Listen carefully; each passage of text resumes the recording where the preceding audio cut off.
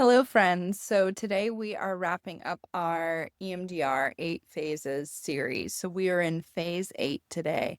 And in phase 8, it's actually a little bit different. We are not talking about wrapping things up, we're talking about checking back in. So in phase 8, we go back to targets that we've previously worked on and we just check in on them. We're going to talk about what that process actually looks like in session and how it's been helpful for me.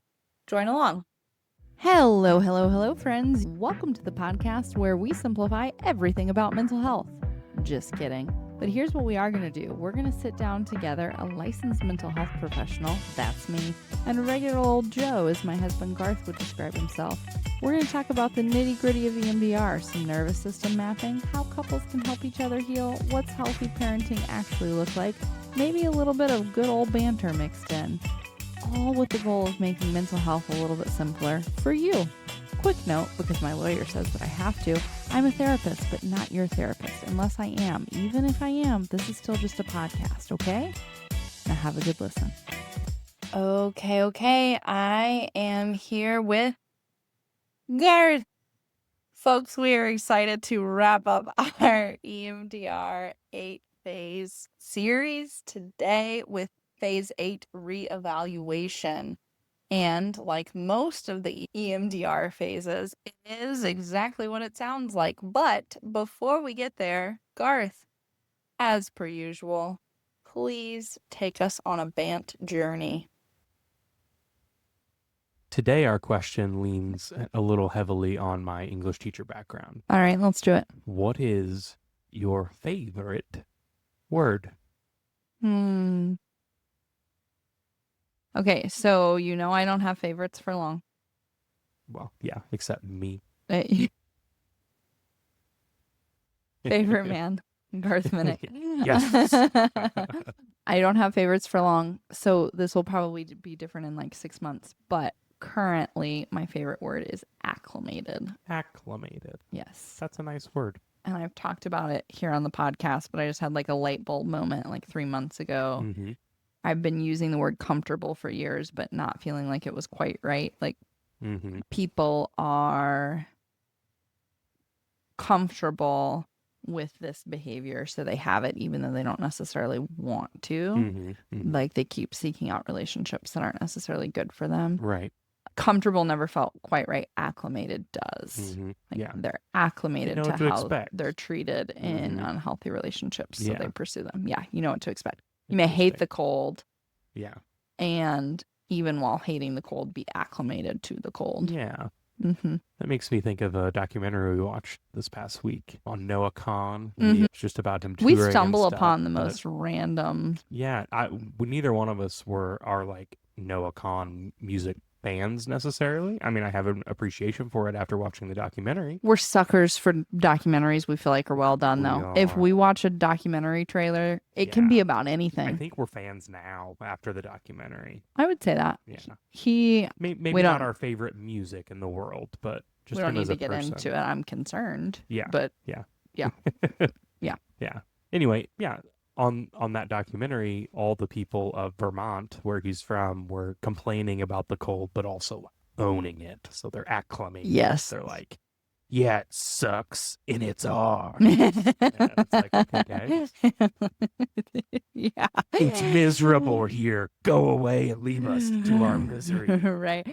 So like funny when it's about Vermont, not so funny when it's about like a relationship. People being acclimated to abusive relationships. All right. Well, that's why I'm not a therapist, guys. No. You got it exactly right. I've used that example. Like you're spot on. No, like that's a piece of therapy is like, can we take things that are a little lighter and logically work through the lighter things so that we can apply them to the things that aren't as light? Because when we try to just dive into the really deep stuff and there's all of the like deep hurt and other emotion, that's a lot more difficult to logic our way through it. But I can logic my way through, like, the people of Vermont love Vermont and hate the cold while also very much like taking ownership of the cold. Mhm. Like you Yeah. said, it's not just like they're like, we hate it, but we stay. They're Yeah. like, we hate it and it's ours. Yeah. Yeah. We saw that a little bit in South Dakota too. The people Yeah. up there, it's like, yeah, the winter here's brutal. And they just kind of smile at you. Yeah. Like, Yeah. like little manic glint in their eye. Yeah. Like, And we face it. that wind will tear you to shreds. Yeah. Yeah. No, I get that. Okay. Favorite word. Ubiquitous. Of course. Yep. Ubiquitous. I like that word. It's fancy. It's fun to say. And it just means everywhere. Like something that's everywhere. We're It's reading nice. Harry Potter to our 4-year-old. It also sounds like something that could be a spell in Harry Potter. Ubiquitous. Yeah. Yeah. What if it were a spell? What would it do? It would summon the most common item in a 100-mile radius. Okay. So, like, if I'm looking at our backyard right now and there are a bunch of leaves, so it would summon the most common leaf in a 100-mile radius. So fun. I don't know. We'll think of a practical application for that. Right. Yeah. Why would you want to do that? We Yeah, don't know, but yeah. you can. Right. That's great. I love it. Okay. Ubiquitous and acclimated. Those are our favorites. Do you remember what we're talking about today? Not a clue. What? No. Phase 8, right? Phase 8, which is checking in. Or That would be an informal name for it. Okay. Yeah, it's reevaluation. Reevaluation. Yep. But I described it in the intro of this episode as checking in. 'Cause, I mean, that's what it is. At the beginning of each new session, after we've done target processing in the previous session, we're going to start off with reevaluation. Okay. So at a certain phase in this journey, you're starting with phase 8 at the beginning of each session. I wouldn't say every session because you're not necessarily doing phase 4 in every session.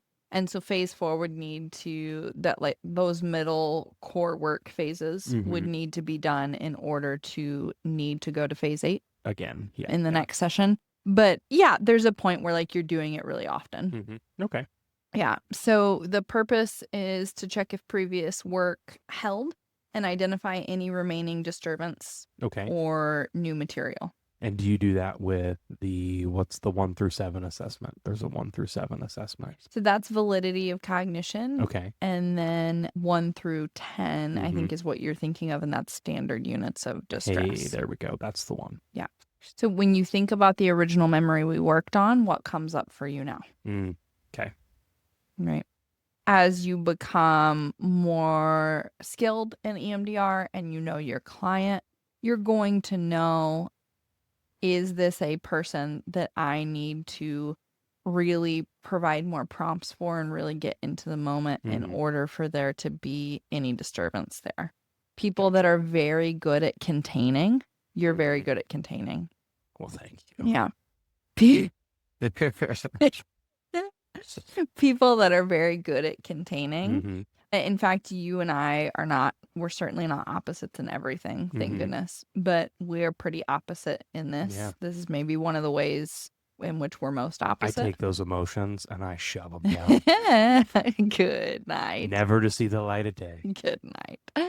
I could sit down on the couch with a therapist, and there are pros and cons to this for me and pros and cons for you, right? But I could sit down on a couch with a therapist in the reevaluation phase, and they could say to me, when you think about the memory that we worked on last time, what comes up for you now? And I'd be like, oh, I'm right there. Let me tell you exactly what's coming up, right? Whereas you would take some more prompting. Yeah.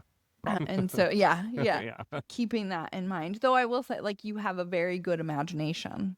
And so that's something else to consider throughout EMDR too that we haven't really dived into is it's not always just like folks' emotional capabilities, but like how are they very practiced in like visualization? You and I can both close our eyes and we see things play out. Yeah.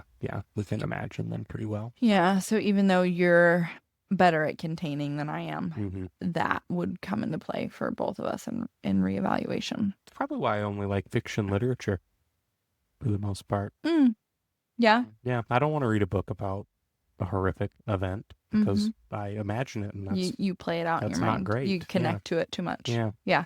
Whereas a person who doesn't do that could right. read through it And with I love less history. connection. Yeah. Don't get me wrong, like I love it. I love Mm-hmm. all the stuffs of history, but I don't really like to read nonfiction.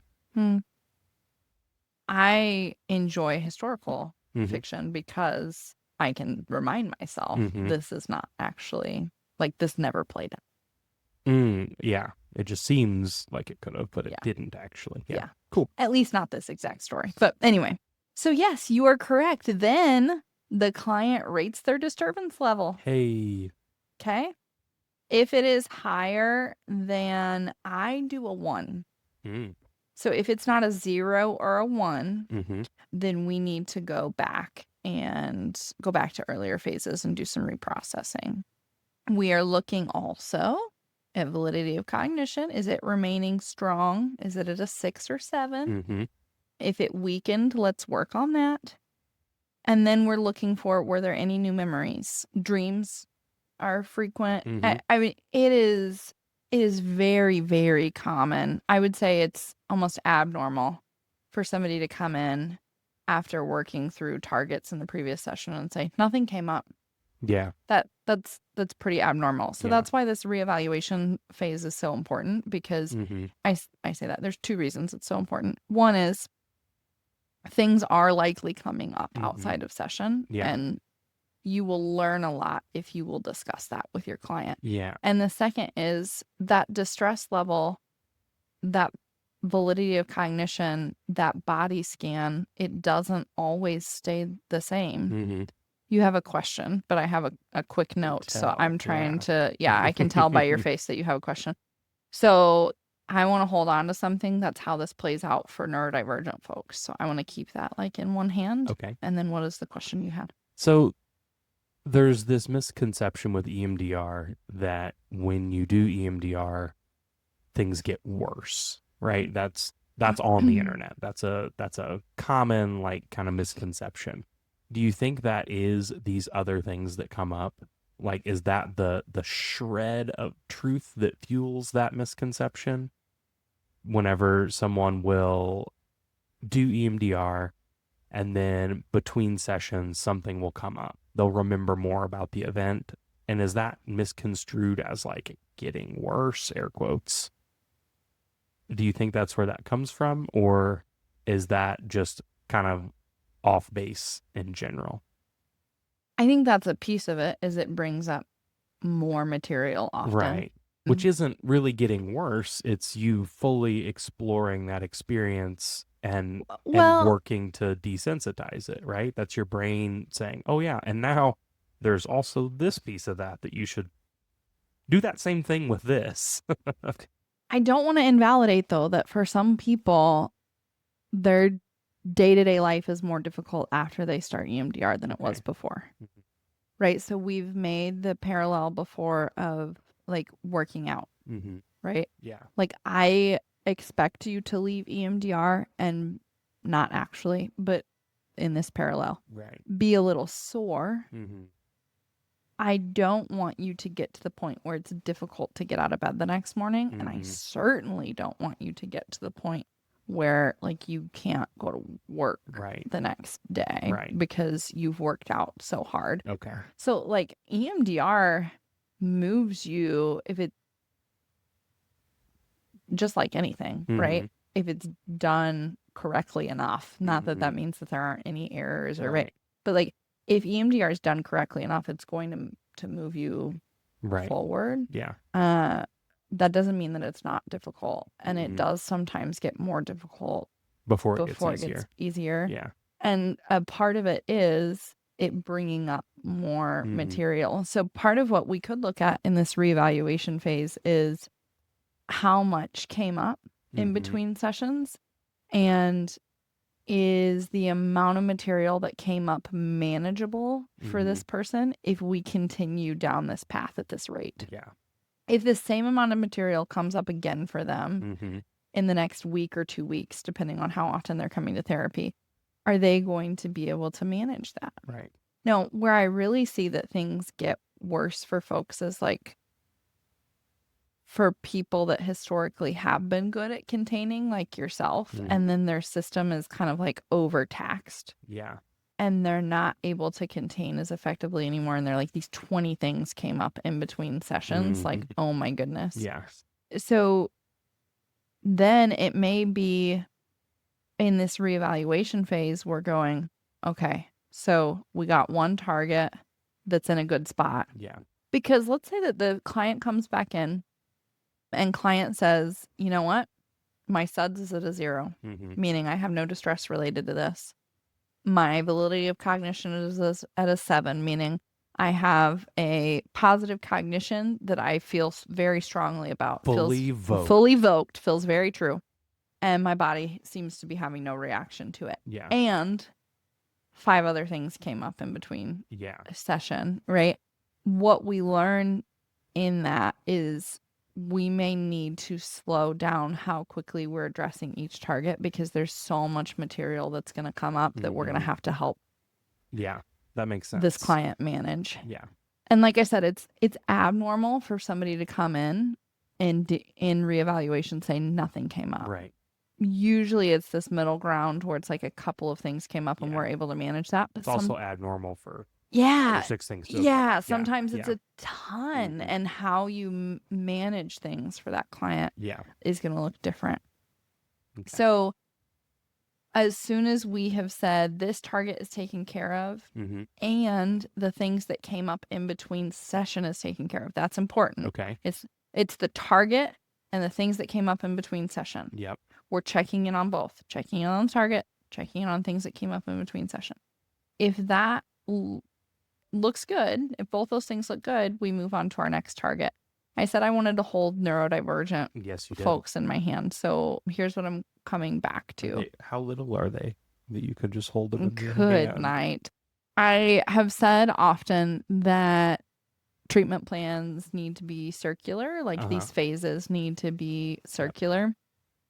There's research behind this. I'm not going to reference anything specifically today. I do want to get better about linking specific resources and research in the future, but there is research around folks that are neurodivergent need an even more circular treatment plan. Now, what that looks like in the reevaluation phase is someone who has a neurodivergent diagnosis is more likely to come in even though they fully desensitize, so their distress level is at 0. They have completely endorsed a positive cognition, meaning it's at a 7, and they don't have any body reaction in the previous session. They are more likely than the average neurotypical person to come in and that not have held. Okay. So they are more likely than a neurotypical person to come in and for that distress level to have increased, that validity of cognition to have decreased, and there to be body sensations where there weren't before. Now, if you are a potential EMDR client, not of myself necessarily, but of anyone listening, and you have a neurodivergent diagnosis, I am very careful in approaching this with clients because I don't want it to be a self-fulfilling prophecy for someone with ADHD. Yeah, right. That they are going to come back in and this is not going to have held. So I just want you to hear me say, it doesn't mean that EMDR is not going to work for you. Yeah. Your clinician just needs to approach a couple of things a little bit differently. So be really careful of that. Like, again, that self-fulfilling prophecy that like, okay, well, it's not going to hold for me because I have ADHD. Got to come in and redo this again. Yeah. Yeah. And maybe you do. It's still going to work. Yeah, right. And there are specific protocols that we can utilize with folks that have neurodivergent diagnoses to increase the likelihood that they come into this reevaluation stage and things have still held. And at the same time, even if you have to work back through that material, this is still a really effective treatment for you. And when I say that, I mean, so if you have ADHD with a co-occurring PTSD diagnosis, right, EMDR is still very efficacious in treating your PTSD. Yeah. And so keep that in mind. Mhm. Please avoid the self-fulfilling prophecy. Yeah. Because we've been talking about this a lot recently. There's like things that I'm hesitant to like put out into you're the like world. holding your cards, close to the vest, and And it's not, I'm like, my intent, of course, is not to dupe anyone. Right. I do think that sometimes clients can go into EMDR. I want them to go in informed enough, and I also want them to stay out of their own heads, which is a hard balance. I think the way I think of it is kind of like an EMDR is not like stage magic, but I think of it as like a magician, right? You go to see a magician at a show. That logically, they're not doing actual magic. But if you actually knew how they were doing it, it wouldn't be as cool to watch. It would be kind of lame if you were like, or if someone in the crowd's like, it's in his hand, that would kind of take away the value of a magician show. You know enough to know, like, this doesn't have to be scary. Yes, this guy's not actually, doing magic. Right. I'm going to be safe. Yes. And also, I don't know so much that Yeah. I can't engage in this process, engage in this moment. Yeah. Didn't actually saw that woman in half because she would be dead. Yes. There's some trick going on here, and it's cool. I don't know how it happened, but it's still neat. Right. I would agree. Hesitant to compare EMDR to magic, and at the same time, there's something. Yes, very, similar. very good parallel. Yeah.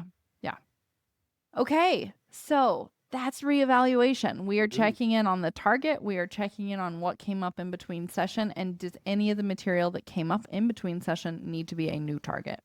Or does anything that came up in between session need to be reinforced? Because that's a really cool thing too, whenever something positive comes up, and we can work to strengthen that. We went through all 8 phases, and we didn't combine any of them. We gave each one its own time, its own individual episode. I'm very proud of us. Well, I did a lot of the heavy lift. If you've listened to these episodes, you know that you brought the knowledge. Was mostly. Sure, yeah. Okay.